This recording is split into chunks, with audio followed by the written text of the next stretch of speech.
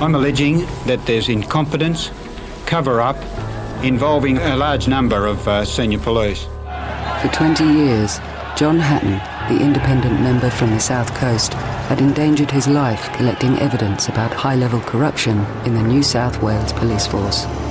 Corruption, he believed, that went all the way to the top. It does appear as if some departments have worked together to prevent the truth from coming out. And if we don't learn from history, then history will repeat itself, especially if we don't single out those corrupt officers and get rid of them. If you do not do this, then you will stand condemned. On May 11th, 1994, Hatton, along with 2 other independents, held the balance of power in the minority Liberal Party government. He decided to play his hand. Urgent motions. Honourable Member for South Coast.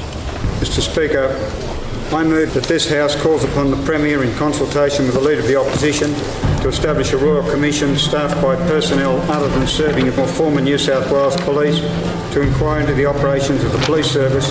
Mr. Speaker, corruption is entrenched. Paranoia personified in the New South Wales Police Service. Order. My secretary, Linda Furness, heard Griffith on the phone saying, "Tony, get the troops over here." The urgency of this motion, I believe... Within a short time, they'd obviously collected in mass and they filed in full uniform. The top brass of the police service packed that gallery. That the police force is out of control is beyond question. That didn't intimidate me one little bit. This minister should resign. Things had got to such a stage that they thought they were above the Parliament. We've listened to the drama queen as such part of a deliberate campaign to destroy the confidence in the New South Wales Police Service. I've said they are the best in the world, they are. And we have to sit and listen to the garbage trawled out by the little corruption fighter from the South Coast. It's fantasy, not facts. This is a motion about John Hatton and his attempt to bring down the Commissioner of Police at any cost. It is, in this case, a figment of the political imagination. We have dealt with institutionalised corruption. But the Parliament felt differently. And after 9 gruelling hours of ferocious debate and 46 ayes to 45 noes, John Hatton got his urgent motion for a Royal Commission through by a single vote. All those in favour will say aye, the contrary no. I think the ayes have it, the ayes have it. Independent MP John Hatton has won crucial support in the Parliament for his pursuit of the New South Wales Police Force. He deluged the Parliament with allegations, naming high-ranking police officers right up to Commissioner Tony Lauer. There are 2 things that I look forward to. The first is seeing Mr Hatton away from parliamentary privilege in the witness box at the Royal Commission. And the second is my opportunity to once again clear my name. I was very much aware that there was controversy about the inquiry, and there were those on one side of politics and also those within the police who said this is an absolute waste of time because this is a squeaky clean police force. So I was aware of the people who said no, don't do this, but I also thought this was worth doing. A Supreme Court judge has taken on the toughest chore in New South Wales. Justice James Wood was named today to conduct the Royal Commission into the police force. What I did was to set up a situation whereby Gary Crook, Senior Counsel, assisted me as at the head of the investigative train. Then a phone call came, and it was James Wood, and we spoke, and I laughed. I said, "What? Do you really think that I'd be interested in doing anything like that again?" Nigel Hatchis I'd known for a number of years, and he also had a long experience both in England and in Ireland and in Australia with Australian Federal Police. I went to Sydney where I met Gary Crook for the first time in the company of the judge. We had to assemble a team very quickly, and it was clear that I was not to use New South Wales Police. I started the inquiry. I really didn't know what we'd find. I just did not know. I had an open mind, and all we could do was go ahead and see what happened. As your Commissioner, I am proud to serve with you. Within weeks, the New South Wales Police Force showed they wouldn't accept this Royal Commission without a fight. The police service has tried to prevent individual police officers approaching the Royal Commission directly.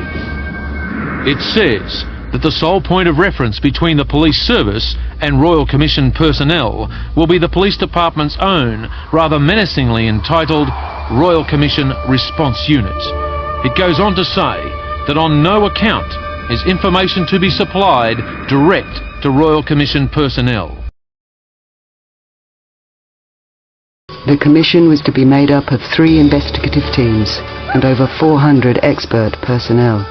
Each had to be hand-picked from every state and territory, except New South Wales. No member of that police service was above suspicion. John Hatton took Justice Wood 11 volumes of evidence about police corruption he had painstakingly collected in his 20-year battle. But it was of little use. Not only was much of it hearsay, all of it related to the past. And to prove entrenched corruption, they had to catch them in the act. The traditional model of Royal Commissions is retrospective. But because our primary role was to look at existence of entrenched or systemic corruption, we couldn't do that. We had to see what is happening at this very moment. And the only way to do that is to conduct proactive current operations. The challenge in investigating endemic or systemic corruption is really to know where to begin. The obvious reason for choosing King's Cross was that notoriously, or historically, it has been associated with vice, and it's always been a place that the criminal milieu seem to want to congregate. It seemed to our team that the best way to proceed would be to examine the lives of a handful of police officers and determine whether or not any one of them would be susceptible to an approach by us to at least come and tell us the inside story.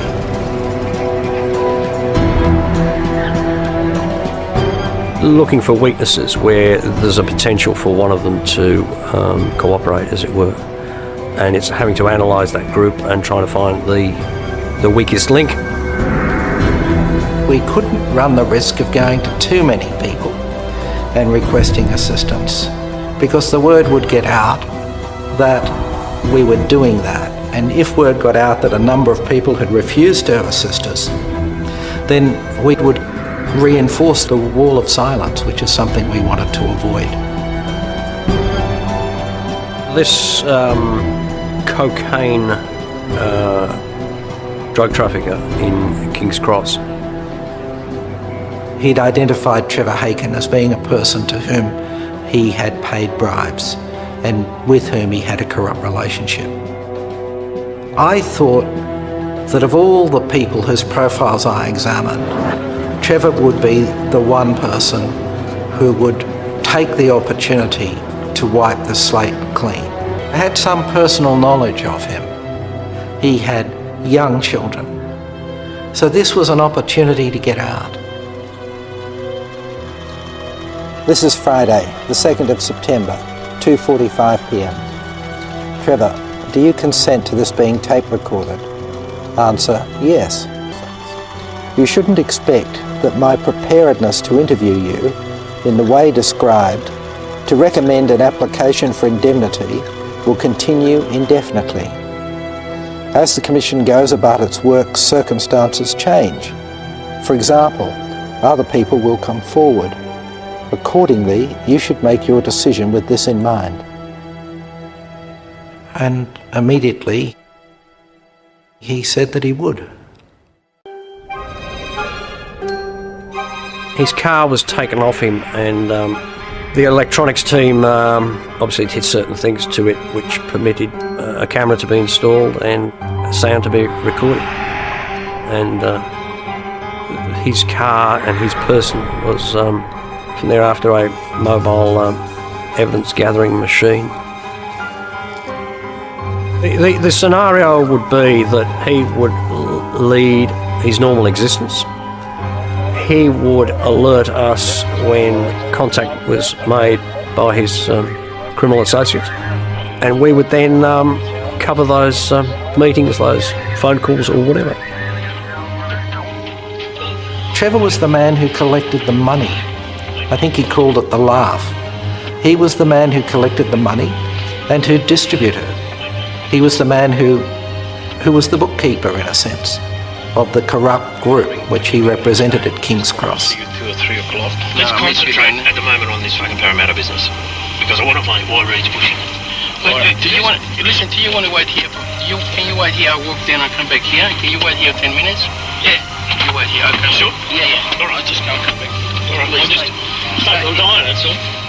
Within days, Trevor was secretly recording drug traffickers, handing thousands of dollars to him to be distributed amongst King's Cross detective sergeants.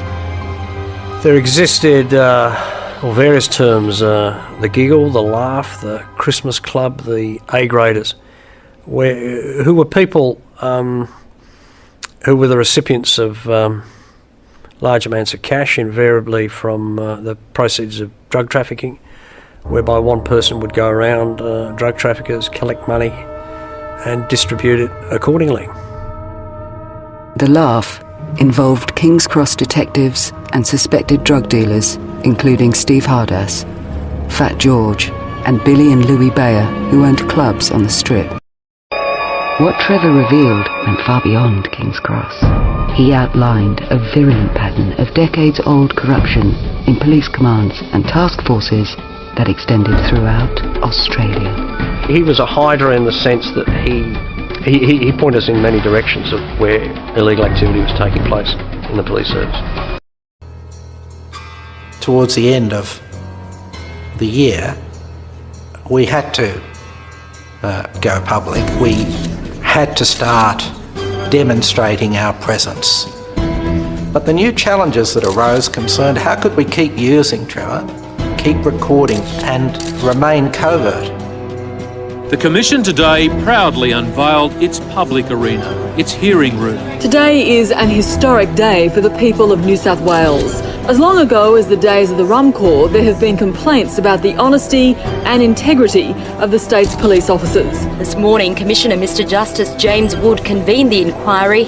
Senior Counsel assisting Gary Crook QC urging anyone with information from within or outside the police service to come forward. The message of this commission is a Merry Christmas to all honest police. Any others can make their own arrangements. One of the first called into the witness box was Police Commissioner Tony Lauer. I said, Mr. Lauer, I want you now to deal with your current day perception. Where are we today in relation to any corruption problem in the New South Wales Police Service? And Mr. Lauer replied, today's police service, institutionalised corruption does not exist. So to the agenda. The attitude of the Police Commissioner was that the Royal Commission was a needless waste of money and a diversion of the police from their necessary day-to-day activities. Lauer made his point by showing charts of police commands proven to be clean. One of them that came out completely green as being completely above reproach and an example of excellence was the patrol at King's Cross. The hearings at the end of that first year also gave us an opportunity to test what we came to refer to as the wall of silence. And one example of that was Neville Scullion. Question: have you ever been offered any money at all during your years at King's Cross? Answer: no, I haven't. Never? Ever? Answer: never. Question: nobody has ever offered to bribe you to turn a blind eye to anything at all? Answer: that's correct. Jesus Christ. Okay, put my hands up or what? Bill Bayer was another one of those at King's Cross who ran an establishment as a legitimate basis for marketing his drugs. He was one of the persons who was paying money regularly to Trevor Haken, and he was one person who we believed could tell us something about corruption at King's Cross, and we wanted to give him an opportunity to do that before the year was over, that is, before the first year of the Royal Commission, 1994, was over. And so he was called to the stand and was asked directly by me, Mr. Bayer, have you paid any money, either directly or indirectly, to police? Answer, no. Are you quite sure about that? He said, yes. Have the police ever asked you for money? He said, no. Never? Ever? Answer, no. In effect, there was a demonstration of a bond between police and drug dealers, that they were prepared to lie to protect each other. So there was a degree of confidence out there that they could beat people such as us, and we had to prove to them that they couldn't do that. If he hadn't fronted the Commission today, Detective Inspector Fowler would have been arrested. Yesterday, Commissioner Wood found the detective's excuse that he'd injured himself when he slipped on a milkshake to be lacking. In considerable pain, the policeman, known to his colleagues as Chook Fowler, took the witness stand. Under scrutiny, his time in charge of detectives at King's Cross. Have you ever received money as a bribe as a police officer, Mr. Fowler? Answer, no. Question, never. Answer, never. His attack on the Royal Commission and on Gary Crook was vitriolic. I'm disgusted we have sunk this low. For 32 years, I've tried to uphold the law. And we've gone back to the French Revolution, like you know. Where's justice? Realistically, it's gone back to the Inquisition, hasn't it? I asked him, what do you think of corrupt police, Mr. Fowler? How do they fit into your perception? Answer, I don't know any corrupt police. While we were actually running hearings, we were still carrying out operations.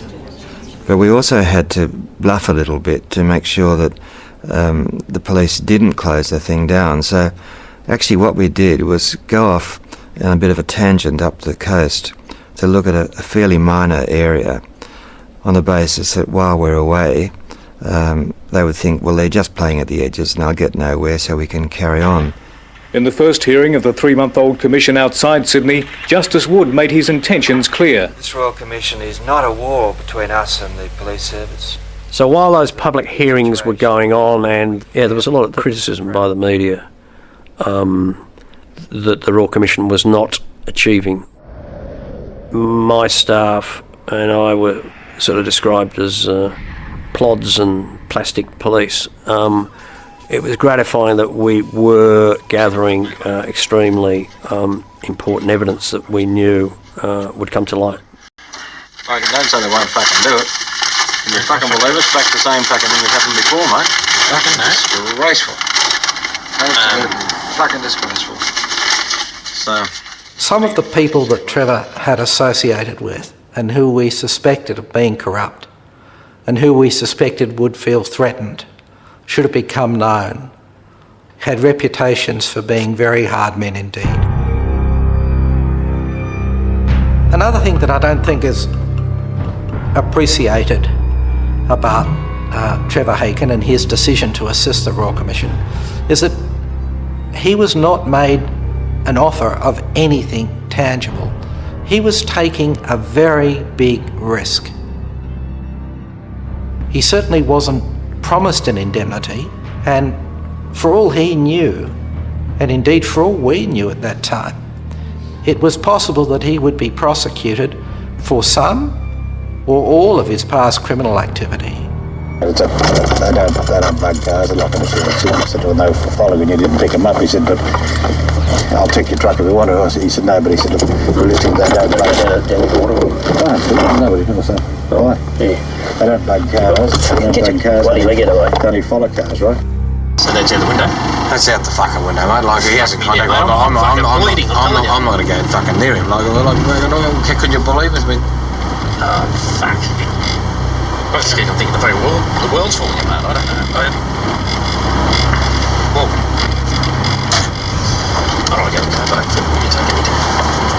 The danger was so extreme that his life was at risk. Not only was he dealing with corrupt police officers who, as an everyday situation, are armed, he's also dealing with criminals who are dealing in drugs and to whom it wouldn't necessarily be the first time that somebody has been disposed of. I suppose I'll have to fucking chase him next week just to find out what he's fucking... Well, it's getting a bit fucking much now. Mate, fucking really, I'm more concerned realistically what he's fucking done. Well, he wouldn't roll. No. Hey, don't. Well, why hasn't he contacted us? Well, I don't know. Shit. From time to time in that 9 months, there would be periods when things went extremely quiet, which made us very paranoid that perhaps he had been exposed.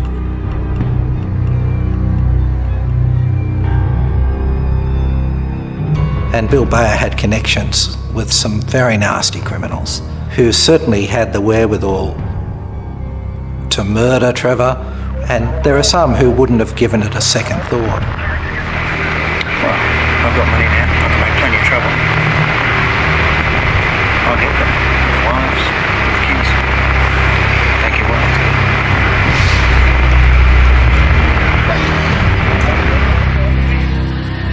The aim of moving to a public denouement of what we were doing, I guess, was always there at the background, because I knew we had to do something like that for two reasons.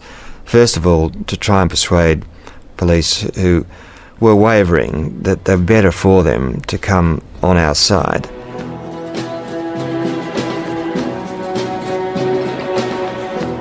The King's Cross segment of the Wood Royal Commission commenced on the 26th of April 1995.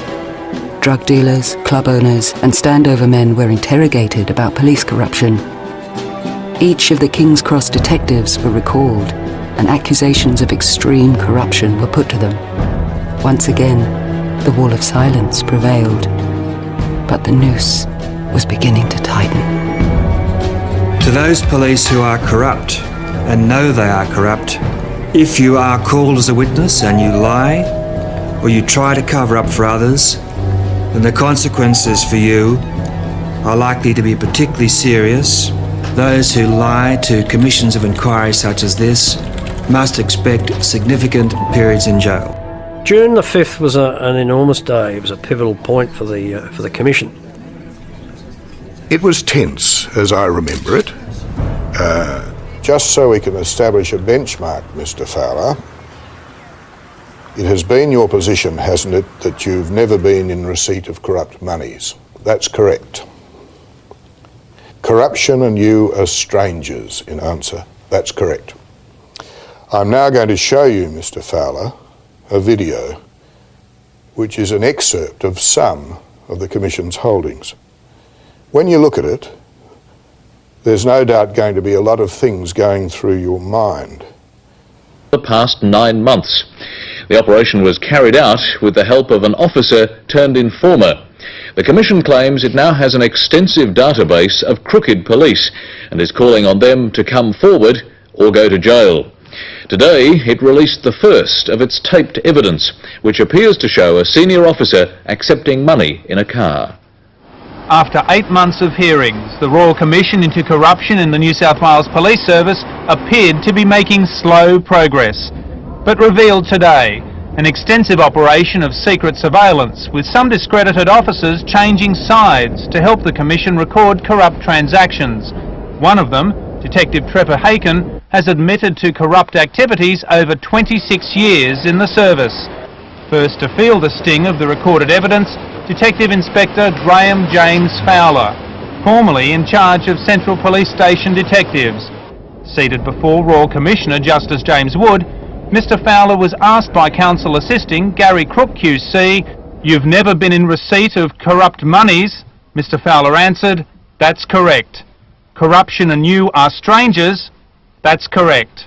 Mr. Crook then announced he would be playing a video containing a series of bugged conversations between Mr. Fowler and Trevor Haken and other contacts. Included a tape made last October from a camera hidden under the dashboard of a fellow officer's car, showing Mr. Fowler on the right accepting a bundle of notes. Mr. Fowler had also been asked about an incident at the Sydney Police Centre last year, when he said he had hurt his back after slipping on a milkshake. Mr. Fowler denied the accident had been pre-arranged, but the Commission says it recorded Mr. Fowler discussing it with another man the day before. Otherwise you're going to have one. Or fall into this. After the video was played to the court, Mr. Fowler was asked again if he was not involved in corruption. He answered, "That's right." Counsel assisting then asked, "Why can't you be man enough to admit your involvement?" But Mr. Fowler was not required to answer. With admitted corrupt officers coming forward and cooperating, Commissioner Wood now believes the days of the cone of silence and corruption itself are coming to an end. It should also be clear to you now, if you are corrupt, that you cannot rely on so much of the so-called police culture as has been described as the mates system. Then this warning for those New South Wales police officers already breaking their oaths. If you happen to be corrupt, it is almost certain by now that you have been identified and that we are working on you. The Commissioner adjourned the proceedings for a week to allow, he said, for his comments to sink in. After the video was played to the court, Mr. Fowler was asked again if he was not involved in corruption. Man, thank you. I'll just go to the screen. Yeah. He answered, "That's right." Counsel assisting then asked, "Why can't you be man enough to admit your involvement?" As far as I understand it anyway. You're happy with that? Yeah. See the fucking missile too, the fucking bad. That footage didn't go just around Australia, it went around the world, and of course then followed by Trevor Haken. Mr. Haken, very early in the life of this Royal Commission, were you approached by Commander Hatchkiss and myself? And he said, "I was." And I asked him, "And did you, from that point in time, agree to assist the Royal Commission in its investigations into corruption in the New South Wales Police Service?" And he said, "Yes." As he gave evidence, his wife and family were in fact being flown out of Australia, and their house was being emptied, and there started a witness protection program both for him and his family. And I went on, "You've assisted the Royal Commission in particular in its covert operations." "That's correct," he said. And then the detail.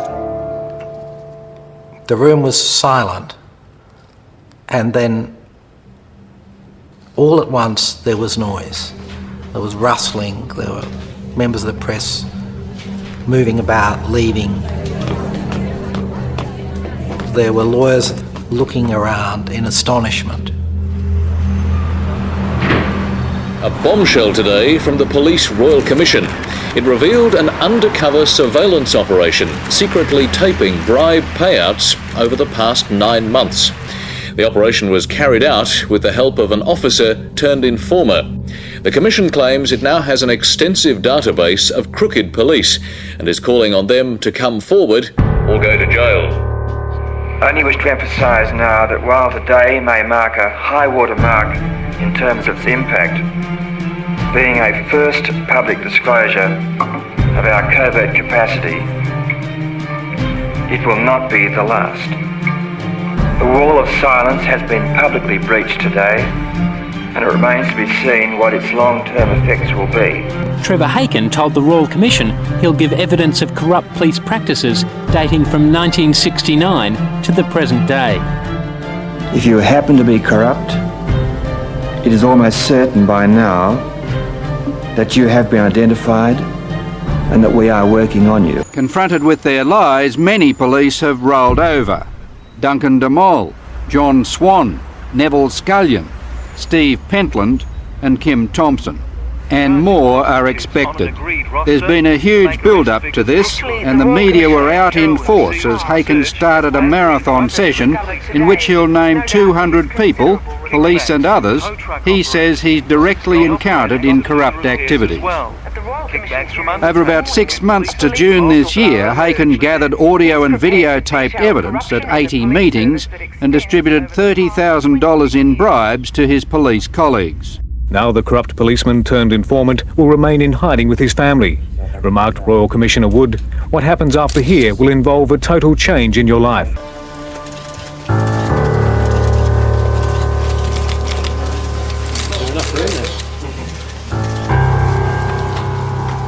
Well, thank you for the turnout. For 6 weeks, the police commissioner said nothing. Then he called a press conference. Let us have no doubt that the corruption so far discovered is not systemic. Give us your new definition. Systemic clearly means, if we take its ordinary definition in the dictionary, affecting the entire organism. This is not systemic corruption. Doesn't the attitudes of your officers and your management of the force is at stake here, is it not, Commissioner? Do you acknowledge that evidence from officers Duncan de Mol, Kim Thompson, Neville Scullion, Steve Pentland, John Swan and others who've rolled over indicate that there's been no effective discipline or supervision of police who could get drunk on duty or absent themselves as they saw fit? Quentin, I don't want to comment. Your primary objective is to restore public confidence in the police service of New South Wales. Shouldn't you at least offer your resignation to the state government? No, Quentin. Why not? Well, the answer is no. And it's not appropriate that I... a major deficiency in your management. It seemed as though a door had opened. Once it opened, there was a race to come through it. The more tapes, the more films, the more rollovers we had, the more people came forward.